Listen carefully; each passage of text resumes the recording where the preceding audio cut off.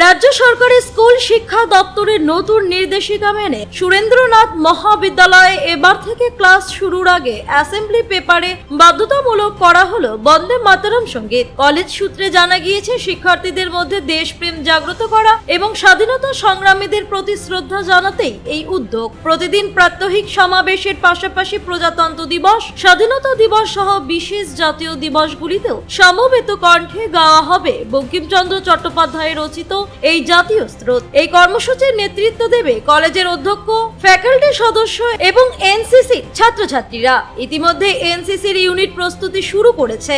এই প্রসঙ্গে কলেজের অধ্যক্ষ চন্দন রায় বলেন, কলেজের একটি নতুন দিক উদ্ঘাটন হলো। সরকারি নির্দেশিকা পালনের পাশাপাশি নতুন প্রজন্মের মধ্যে জাতীয়তাবোধ জাগানোই আমাদের মূল লক্ষ্য। বন্দে মাতরম শুধু গান নয়, এটি আমাদের আবেগ। উল্লেখ্য, সম্প্রতি রাজ্য স্কুল শিক্ষা দপ্তর নির্দেশিকা জারি করে জানিয়েছে, রাজ্যের সমস্ত সরকারি ও সরকারি সাহায্যপ্রাপ্ত বিদ্যালয়ে ক্লাস শুরুর আগে প্রার্থনা সভায় বন্দে মাতরম গাওয়া বাধ্যতামূলক। এই নির্দেশ মেনেই কলেজ কর্তৃপক্ষ এই পদক্ষেপ নিয়েছে বলে জানা গিয়েছে।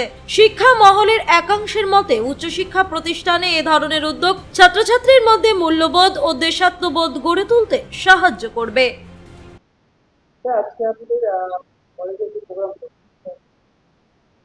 নমস্কার, আমি ডক্টর চন্দন রায়, রায়গঞ্জ সুরেন্দ্রনাথ মহাবিদ্যালয়ের অধ্যক্ষ। আমি আজকে আমাদের কলেজে একই সঙ্গে দুটি অনুষ্ঠান অনুষ্ঠিত হলো বলতে পারেন।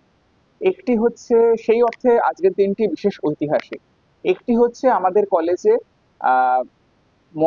প্রভাতী উপাসনা, এটা আমরা শুরু করলাম আজকে। আমাদের যেটাকে আমরা ইংলিশে বলি অ্যাসেম্বলি প্রেয়ার, সেটাকে আমরা শুরু করলাম সকাল 11টার মধ্যে আর কি প্রেয়ারটা আর কি শুরু হয়েছিল। এবং সেখানে আমরা বন্দে মাতরম, আমাদের জাতীয় সঙ্গীত, যার 150 বছরের পূর্তি হচ্ছে এই বছরে, সেটা দিয়ে আমরা শুরু করি। এবং আমাদের কলেজে যে আমাদের লক্ষ্য, আমাদের যে ভিশন এবং মিশন, সেখানে আমরা কথোপনিষদের একটি বাণী আমরা রেখেছি, যেটা বিবেকানন্দের মুক্তিও যেটা বহুল প্রচলিত, উত্তিষ্ঠিত জাগ্রত প্রাপ্য বরার নিবোধত।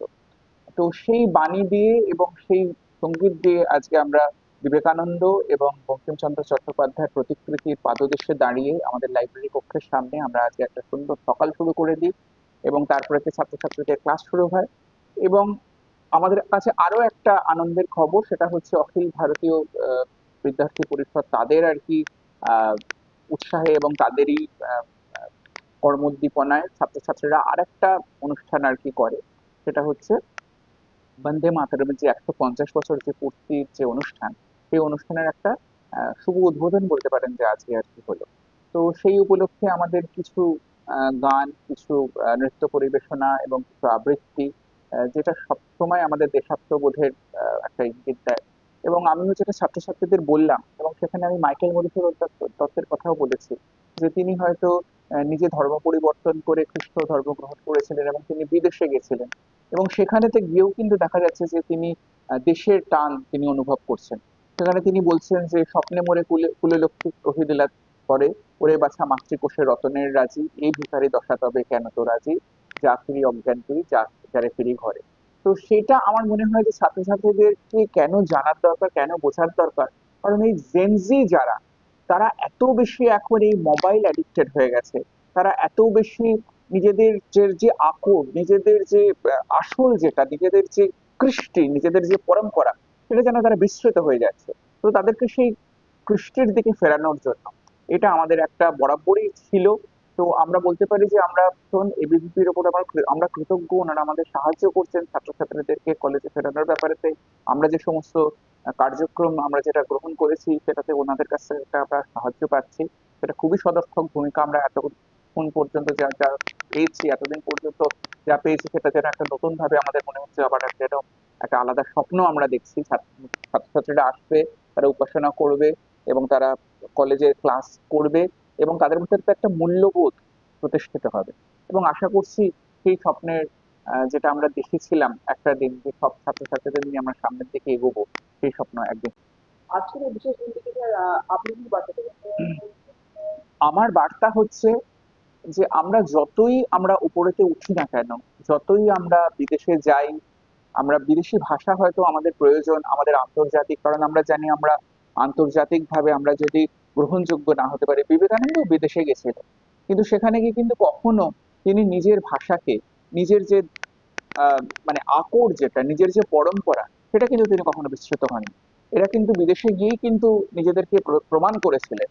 তো আমাদের ছাত্রছাত্রীরা তারা কেন এতটা শুধু বিদেশি সংস্কৃতিকে তারা আঁকড়ে ধরে তারা যেন বেঁচে থাকতে চাইছে, সেটা কেন হবে? তারা কেন নিজেদের কৃষ্টি পরম্পরা তার কাছে কেন ফিরে আসবে না, যেটা কিনা আরো অনেক বেশি গভীর, যেটা সব দিক থেকে আরো অনেক বেশি রিচ, সমৃদ্ধি একটা ধারক।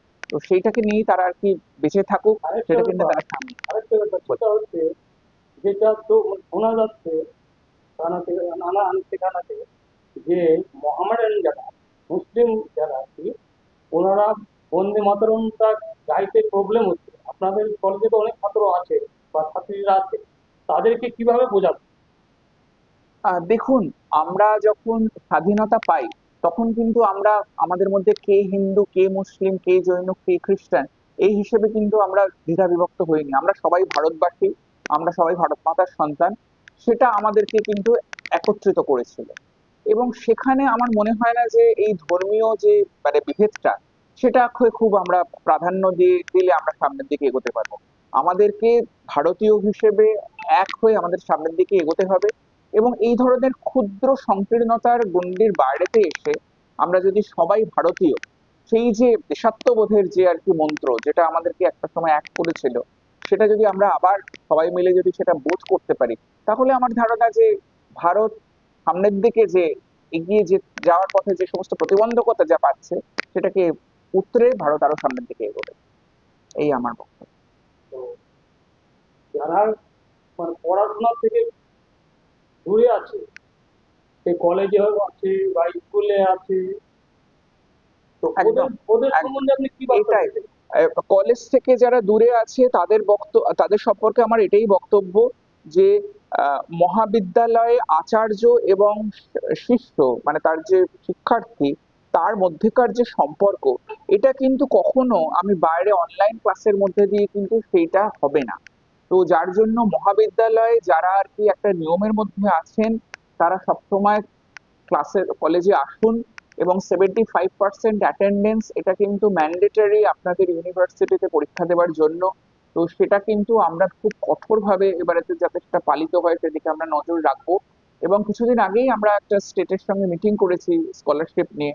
সেই স্কলারশিপও কিন্তু বলে দিচ্ছি যে 60% অ্যাটেন্ডেন্স না হলে কিন্তু স্কলারশিপও পাওয়ার কথা নয়।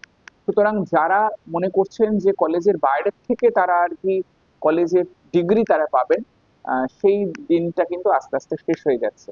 আমাদের নিয়মের অনুশাসনটাকে আমাদেরকে মানতে হবে, এবং সেটা আমার ধারণা যে খুশি হয়ে আমাদের মানা উচিত।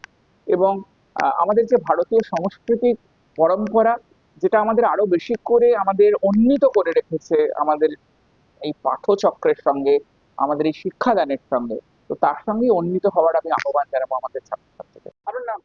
শুভজিৎ দাস। আপনি কি ক্লাস করেন?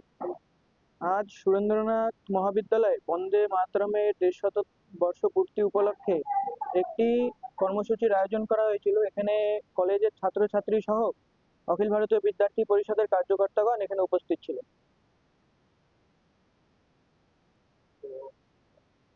দেশপূর্তি বছর পূর্তি উপলক্ষে শুরু হয়েছে, তো আপনারা এই নিয়ে কি সিদ্ধান্ত নিয়েছেন? দেখুন, বন্দে মাতরম তো শুধু একটিমাত্র গীত নয়, সেটি ছিল যখন ব্রিটিশ আন্দোলনের সময় প্রত্যেকটি জাতীয়তাবাদী মানুষের একটি কণ্ঠস্বর ছিল বন্দে মাতরম। কিন্তু আমরা দেখতে পাচ্ছি আবার নতুন করে নতুন সরকারের মাধ্যমে বন্দে মাতরম যে কলেজে চালু করা হয়েছে, প্রত্যেক কলেজ এবং স্কুলে বন্দে মাতরম চালু করা হয়েছে, এটি খুবই প্রশংসনীয়। এর মাধ্যমে দেশাত্মবোধ প্রত্যেকটি ছাত্রছাত্রীর গড়ে উঠবে বলে আমরা মনে করি। কি বার্তা দেবেন? খুবই সুন্দর প্রোগ্রাম চলছে। আর বাকি সমস্ত ছাত্রছাত্রীদের আবেদন করব, তারা সকলেই এই গীতের মাধ্যমে তারা প্রত্যক্ষভাবে জড়িত হন এবং প্রতিদিন তারা কলেজ প্রাঙ্গণে আসুক এবং বন্দে মাতরমের মাধ্যমে তাদের দিনটি শুরু করুক, এই বলে রায়গঞ্জ থেকে বিথি কাপ্পালের রিপোর্ট, কুলিক নিউজ।